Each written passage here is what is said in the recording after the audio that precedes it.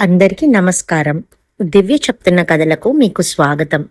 నా ఛానల్లో కథలు మీకు నచ్చినట్లయితే తప్పకుండా సబ్స్క్రైబ్ చేసుకొని లైక్ చేసి నన్ను సపోర్ట్ చేస్తారని నేను ఆశిస్తున్నాను. ఇంకా ఈరోజు నేను మీకు వినిపించబోతున్న కథ పేరు చెక్కబల్ల. దీన్ని రచించిన వారు కామేశ్వరి గారు. కోటేశ్వరరావు కోటికి పడగలెత్తినవాడు. ఆయనకి అందమైన భార్య ఉంది. 6 ఫ్యాక్టరీలున్నాయి, 6 భవంతులున్నాయి, 6 కంపెనీలలో షేర్లున్నాయి, 6 బ్యాంకుల్లో అకౌంట్లున్నాయి, 60 లక్షలున్నాయి, 6 కార్లు, 60 మంది నౌకర్లు, 6,000 మంది పనివాళ్లు ఆయన చేతి కింద ఉన్నారు.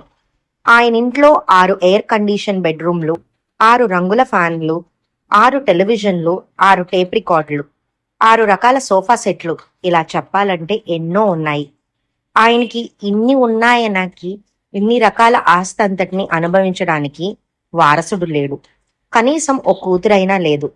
45 ఏళ్ల కోటేశ్వరరావు, 35 ఏళ్ల విమలాదేవి, 15 ఏళ్ల నుంచి చూడని డాక్టర్ లేడు, దర్శించని దేవుడు లేడు. డాక్టర్లు ఏం లోపం లేదు పొమ్మన్నారు. దేవుడి చుట్టూ ఎంత తిరిగినా ఇంకా టైం రాలేదన్నట్లు మౌనం వహించి ఆఖరికి ఇన్నిసార్లు తిరిగారు, ఇన్ని ముడుపులు కట్టారు. పోనీలే పాపం అన్నట్టు ఆఖరికి ఆ వంశాంకురాన్ని ప్రసాదించాడు. ఆ సంబరాన్ని, ఆ సంతోషాన్ని, ఆ వేడుకని ఓ 50,000 మాత్రం ఖర్చు పెట్టి నలుగురికి గర్వంగా చాటుకున్నారు ఆ దంపతులు. ఆ వంశోద్ధారకుడు, ఆ ఏకైక వారసుడు, ఆ ముద్దులు మూటకట్టే బాబుకి పాలు పట్టేందుకు ఓ నర్సు, స్నానానికి మరో ఆయా, ఆడించటానికి ఒక నర్సు, గుడ్డలుతకటానికో పని మనిషి, షికారు తిప్పటానికో ఆయా, గుర్రం అవడానికో నౌకరు, ఇలా 6 మంది నౌకర్లు బాబుని కింద కాలు పెట్టకుండా చేతుల మీద పెంచుతున్నారు. బాబు నోరిప్పి ఏడవకుండా 6 మంది హాజరు. ముద్దులు మూటకట్టే ఆ బాబుని చూసి ముద్దులాడుతూ పరవశిస్తారు ఆ తల్లిదండ్రులు. ఆ కొడుక్కి అపురూపంగా పుట్టిన ఆ ఏకైక బిడ్డ కోసం ఏం చేయనా, ఇంకేం చేసి ఆస్తిని 10 చెయ్యనా, ఇంకెన్ని షేర్లు కొననా, ఇంకెన్ని ఫ్యాక్టరీలు కట్టించనా, ఏం చేసి తన పితృప్రేమ నిరూపించుకోనా, అందరూ తండ్రుల్లా కాక తన ప్రత్యేకత ఏం చేసి నిరూపించుకోనా అని మదన పడి పడి షాజహాన్ తాజ్మహల్ కట్టి ముంతాజ్ మీద ప్రేమ నిరూపించుకున్నట్లు కొడుకు కోసం అతి ప్రత్యేకమైన అపురూపమైన భవంతి కట్టించాలని నిర్ణయించుకున్నాడు. 6 ఆర్కిటెక్చర్లు 60 ప్లాన్లు గీశాక 21వ ప్లాన్ అంగీకరించి అత్యాధునికంగా, అద్భుతంగా, అందంగా 25 లక్షలతో భవనం నిర్మాణం ఆరంభించాడు. కొడుకు కూర్చోవటానికో గది, మ్యూజిక్కో గది, తాగుడుకో గది, డాన్స్కో గది, ఆడుకోటానికో హాలు, స్విమ్మింగ్ పూల్, ఇన్ని గదులకి కొడుకు 4 అడుగులు పడకుండా అన్నిటికీ అటాచ్ బాత్రూంలు. కాలు కదపకుండా కూర్చున్న చోటే మీట నొక్కితే తలుపులు మూసుకుంటాయి. మీట నొక్కితే మ్యూజిక్, మరో మీట నొక్కితే బారు ఎదుట హాజరు, ఇంకో మీట నొక్కితే పరదాలు తీసుకుంటాయి, మరో మీట నొక్కితే లైట్ ఆరిపోయేటట్లు కాలు కదపకుండా, పెదవి విప్పకుండా ప్రతి గదిలో కూర్చున్న చోటల్లా మీటలు ఏర్పాటు చేయించాడు. ఇంటికో కాంట్రాక్టరు, లైట్లకో కాంట్రాక్టరు, శానిటరీ ఫిట్టింగ్స్కో కాంట్రాక్టరు, ఫ్యాన్లు సీలింగ్కి ఒక కాంట్రాక్టరు, మొజాయిక్ ఫ్లోరింగ్కి ఒక కాంట్రాక్టరు, బార్కు ఒక కాంట్రాక్టరు, ఇంటీరియర్ డెకరేషన్కు కాంట్రాక్టరు, 12 మంది కాంట్రాక్టర్లు, 60 మంది మేస్త్రీలు, 60 మంది వడ్రంగి నిపుణులు, 600 మంది కూలీలతో హుటాహుటిన ఆయనంటున్న ఇంటికి పక్క 2 ఎకరాల స్థలంలో నిర్మాణం ప్రారంభమైంది. లారీల కొద్ది సిమెంటు, ఇసుక, లారీల కొద్ది టేకు, కలప, ఇటుకలు, ప్రత్యేకంగా నున్నగా చెక్కించిన కొండరాళ్లు, మొజాయిక్ పాలరాళ్లు, సిమెంట్ మిషన్ నిర్విరామంగా పనిచేస్తుంది. టేకు దూలాలు తెగిపడుతున్నాయి.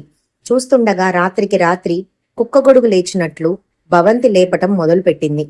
మరో 5 నెలల్లో రాబోయే కొడుకు పుట్టినరోజుకి కని విని ఎరుగునంత గ్రాండ్ గా ఎవరూ కనని ఆ భవంతిలో జరపాలని కోటేశ్వరరావు గారి కోరిక. రాత్రింబవళ్లు పనిచేయించి ఆ వేళకి భవన నిర్మాణం పూర్తవ్వాలని ఆయన ఆకాంక్ష. స్వయంగా రోజుకి 2 సార్లు వెళ్లి భవన నిర్మాణాన్ని పర్యవేక్షించి రావటం అలవాటైంది. ఆ రోజు రాత్రి 10 గంటల వరకు బోర్డ్ ఆఫ్ డైరెక్టర్స్ మీటింగు, ఫ్యాక్టరీలో వర్కర్స్ చేయబోయే స్ట్రైక్ను గురించి సమాలోచనలు, ఇన్కమ్ ట్యాక్స్ కమిషనర్తో మీటింగు, వగైరా వగైరా ఊపిరి సలపని పనులతో సతమతమయ్యి కూడా ఇల్లు చేరగానే అలవాటుగా బిల్డింగ్ దగ్గరకు వెళ్లాడు. అప్పటి వరకు పెట్రోమాక్స్ సాయంతో సీలింగ్ వేశారు. కాంక్రీట్ పని మధ్యలో ఆపడం కుదరదు గనక ప్లానింగ్ పూర్తయ్యాక పని ఆపి మేస్త్రీలు కూలీలు అప్పుడే ఇళ్లకు వెళ్లారు.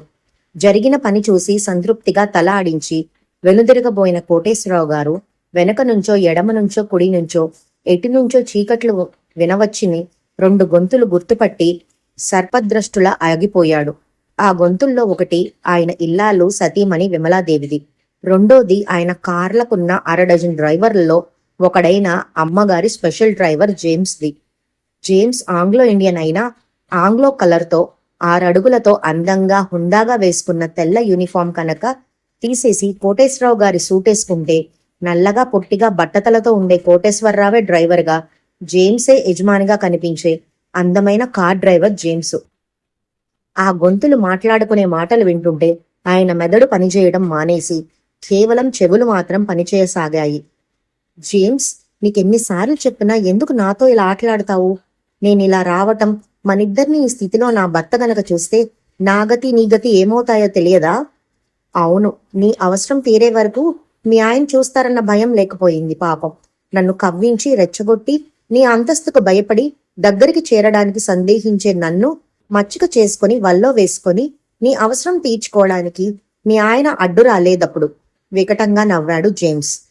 అవసరం తీరాక చూడు, ఇదిగో ఈ ఇల్లు చూడు. ఇది నిలబడాలంటే కాంక్రీట్ ప్లానింగ్ కావాలి.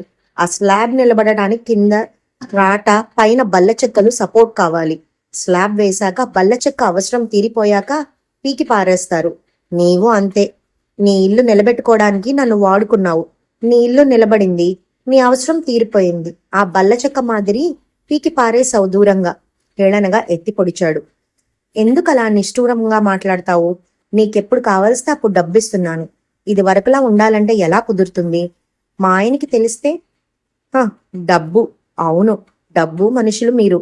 డబ్బు అంతకంటే నీ నుంచి ఇంకా ఏదో ఆశించి వెర్రి వెదవనయ్యాను. బెంగపడకు. బల్ల చెక్కకి ఇల్లు నిలబెట్టడమే తెలుసు, కానీ కూల్చటం తెలియదు. నీ కోసం కాకపోయినా నా స్వార్థం కోసమన్నా నా ఈ ఇల్లు నిలుపుతాను. విసురుగా వెళ్లిపోయాడు జేమ్స్. ఆ వెనకే విమలాదేవి వెళ్ళింది. కోటేశ్వరరావు గారి మెదడు మరో 5 నిమిషాలకు గాని పనిచేయడం ప్రారంభించలేదు. ఆరంభించాక ఆయన స్థితి వర్ణనాతీతం. బల్ల చెక్క, బల్ల చెక్క, బల్ల చెక్క. ఇల్లు నిలబడుతుంది. బల్ల చెక్క, బల్ల చెక్కలతో ఆయన తల మోదినట్టు దిమ్మెరపోయింది ఆయన మెదడు. ఆ భవంతి నిలువున ఆయన కళ్ల ముందే మీదే కూలిపోయింది. ఆ షాక్ తట్టుకోవడం ఆయన వశంలో లేకపోయింది. కలలో మాదిరిగా తాగినవాడిలా బాహ్యస్మృతి కోల్పోయి నిర్జీవంగా నీరసంగా ఇంటివైపు నడిచాడు కోటేశ్వరరావు. బల్ల చెక్క, బల్ల చెక్క. తన ఇల్లు నిలబెట్టింది. అక్కర్లేదు, తనకి బల్ల చెక్క అవసరం లేదు, ఇల్లు అవసరం లేదు. పిచ్చివాడిలా గొనిగాడాయన. తెల్లవారేసరికి కోటేశ్వరరావు గారి ఆత్మహత్య వార్త పట్టణమంతా గుప్పుమంది. జీవితం మీద విరక్తితో ఆత్మహత్య చేసుకున్నట్లు ఆయన రాసిన ఉత్తరం చూశాక లక్షలున్న కోటేశ్వరరావుకి ఆత్మహత్య చేసుకోవాల్సిన అవసరం ఏమొచ్చిందో. చుక్కలాంటి భార్య, ముత్యం లాంటి కొడుకు ఉన్న కోటేశ్వరరావుకి జీవితం మీద విరక్తి ఎందుకు పుట్టిందో అర్థం కాక ఊరంతా ఆశ్చర్యపోయింది. అంతకంటే ఎక్కువగా ఆయన యావదాస్తి, లక్షలు, ఫ్యాక్టరీలు, షేర్లు, ఇల్లు, కార్లు, నగలు, నాణ్యాలు, సమస్త ఆస్తి చారిటీ కింద ఆసుపత్రులకి, స్కూళ్లకి, అనాథాశ్రమాలకి, కుష్ఠరోగుల నిలయాలకి, అనాథ బిడ్డల చదువులకి, సత్రాలకి రకరకాలుగా చెందేటట్లు విల్లు రాసి కట్టుకున్న భార్యకి, అపురూపంగా పుట్టిన ఏకైక వంశోద్ధారుడికి దమ్మిడి మిగల్చలేదని ఆయన రాసిన విల్లు తెలిసాక ఊరంతా మరోసారి ఆశ్చర్యపోయింది. ఈ కథ ఇక్కడితో సమాప్తం.